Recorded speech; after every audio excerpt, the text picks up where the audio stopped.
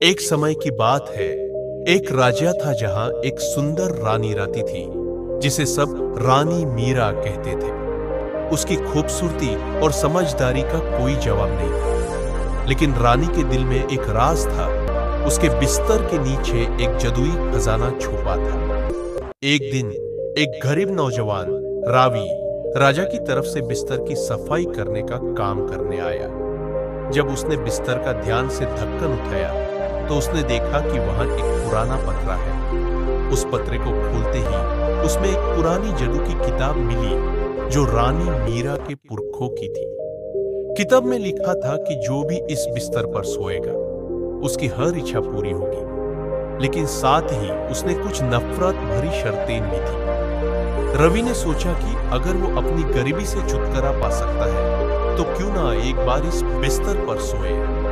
रात को जब सब सो गए तो रावी ने बिस्तर पर सोने का फैसला किया। जैसे ही उसने आंखें बांध की, एक अजीब सा सपना देखा। उसने देखा कि रानी उसके सामने खड़ी है, लेकिन उसका चेहरा उदास था। रानी ने कहा, रवि, तुमने इस बिस्तर की ताकत को समझा नहीं। तुम्हारा सपना पूरा होगा, लेकिन इसकी कीमत तुम्हें चुकानी होगी। रवि ने पहले तो डर गया, लेकिन उसने सोचा कि इस मौके का फायदा उठाना होगा। अगले दिन रावी ने सब कुछ मांगा। धन, शान और इज्जत, सब कुछ तुरंत पूरा हो गया।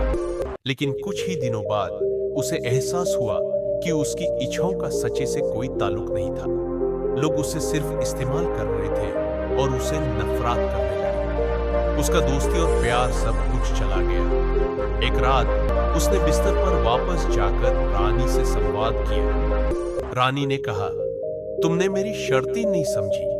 हर इच्छा की एक कीमत होती है। अगर तुम्हें अपने खुद के लिए जीना है तो तुम्हें इस बिस्तर को भूलना होगा। रवि ने सोचा और समझा कि असली खुशी और समृद्धि सब कुछ पाने में नहीं, बल्कि अपने असल दोस्त और परिवार के साथ में है। उसने बिस्तर को छोड़ दिया और अपने जीवन को सुधारने की कोशिश की। आखिर में रानी ने रवि की समझ और उसकी कोशिश की तारीफ की। उसने उसे एक नया शुरुआत देने का वादा किया, एक ऐसा जहां हर व्यक्ति अपने सपने को बिना किसी जादू के पूरा कर सके। इस तरह रानी का जादुई बिस्तर एक सबक बन गया, जो सबको समझाता है कि खुद पर विश्वास करना और अपने सपनों का पीछा करना ही असली जादू है।